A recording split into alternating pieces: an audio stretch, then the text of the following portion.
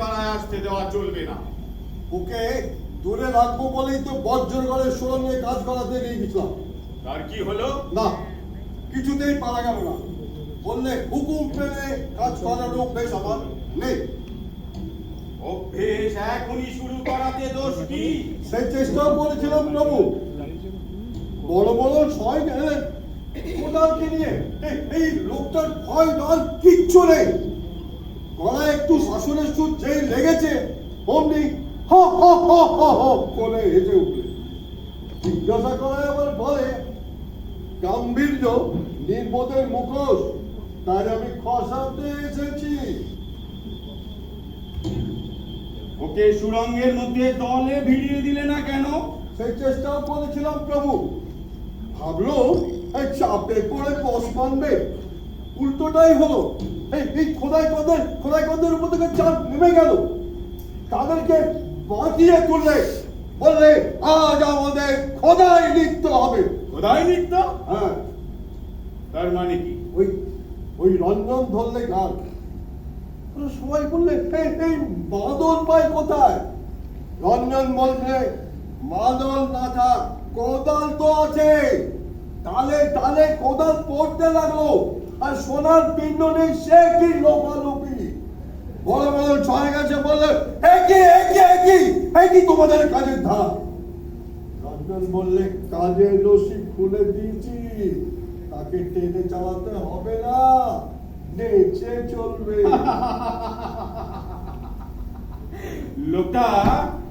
লোকটা পাগল দেখছি। ঘোর পাগল। বললো কোদাল ধরো, বলে কি বলে একটা স্থানে গিয়ে না বেশি কাজ হবে। তোমরা তো ওকে বজ্র করে নিয়ে গিয়েছিলে, সেখান থেকে সে কুবের করে গেল কি করে? কি জানি প্রভু, ওকে তো শক্ত করে শিকল দিয়ে কষে বাঁধা গেছিল। হঠাৎ দেখি কেমন করে পিছলে বেরিয়ে এসছে। ওর গায়ে কোনো কিছু দেখতে থাকে না। আর লোকটা ঘরে ঘরে সাজ বদল করে, চেহারা বদল করে। আশ্চর্য ক্ষমতা। কিছুদিনও এখানে থাকবে না, এই খোদাই কলগুলো পর্যন্ত বদল পাবে না।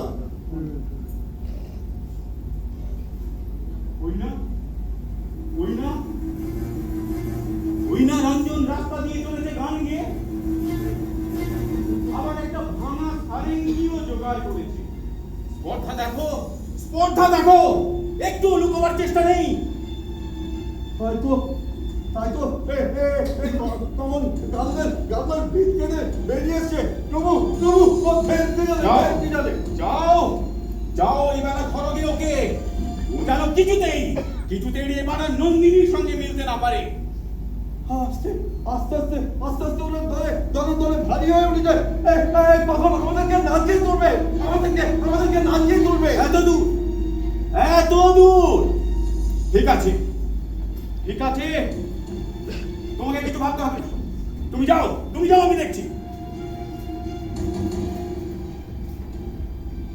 কোহে বস্তুবাগী বেছে এমন এক পুরাণ বাগিশকে এনেছো যে ওর বিদ্যের বিবরণ শুনে আমাদের রাজাই খেপে উঠেছে। কিরকম?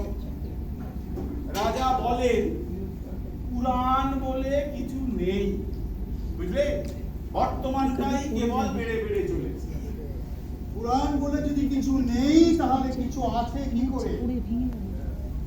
পিছনটা না থাকলে সামনেটা কি থাকতে পারে? রাজা বলেন মহাকাল নবীনকে সম্মুখে প্রকাশ করে চলেছে, বুঝলে?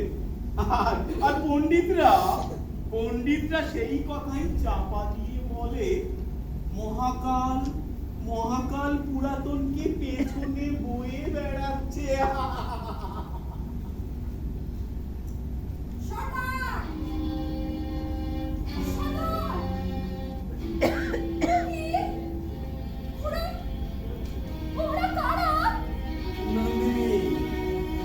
নন্দিনী, তোমার সেই কুন্দ ফুলের মালাখানি পরব যখন ঘোর রাত হবে। অন্ধকারে আমার বারমানাই যখন অস্পষ্ট হয়ে উঠবে, তখন তখন ওই কুন্দ ফুলের মালায় আমাকেও মানাতে পারে নন্দিনী। শয়তান! ও কি ভয়ানক দৃশ্য! ওই কারা বেরিয়ে আসছে রাজার ভবনে, খিড়কি দরজা দিয়ে, প্রহরীদের সঙ্গে। ওরা কারা? ওরা ওদের আমরা বলি রাজার ইট। মানে কি? মানে মানে একদিন তুমি বুঝবে। আজ থাক। কিন্তু এই সব চেহারা,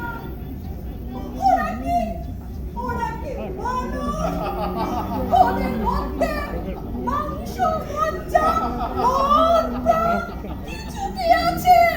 হয়তো নেই।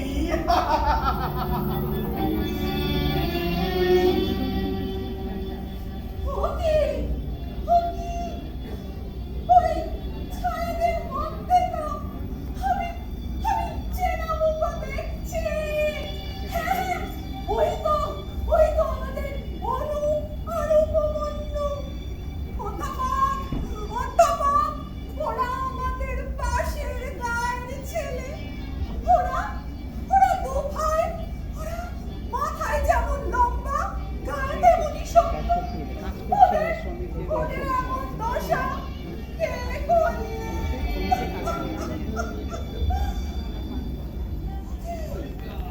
ওই তো শক্ত তলোয়ার খেলায় যেসব মারা আগে পেত, ফুলের মালা। অনু! শক্ত!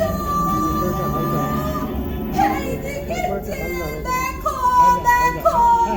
এই আমি তোমাদের নন্দী, তোমাদের ঈশানী পাড়ার নন্দী।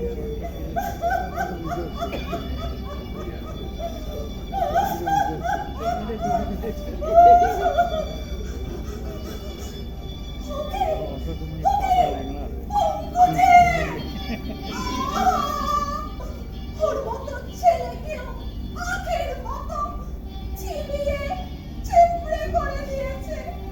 পতঙ্গ! ফিরে যা, আমার দিকে ফিরে যা। আরে, একদিন আমার ইশারায় যার রক্ত বেঁচে উঠতো, সে আজকে আমার ডাকের সাড়াই দিলে না। গেল গো, গেল। আমাদের গায়ে সমস্ত আলো নিভে গেল।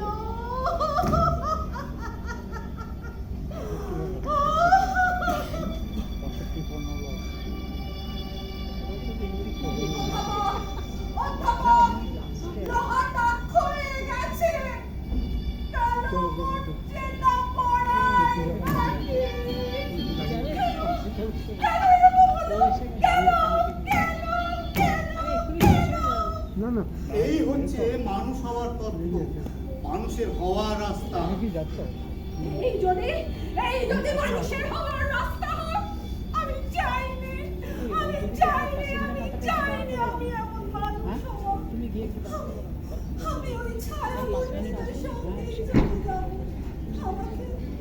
আমাকে রাস্তা দেখিয়ে দাও। রাস্তা দেখাবার দিন এলে 9:15 এরাও একদিন তোমাকে রাস্তা দেখাবে। তার আগে রাস্তা বলে কোনো বাধাই নেই। দেরি করে শুরু হয়েছে। শোনো!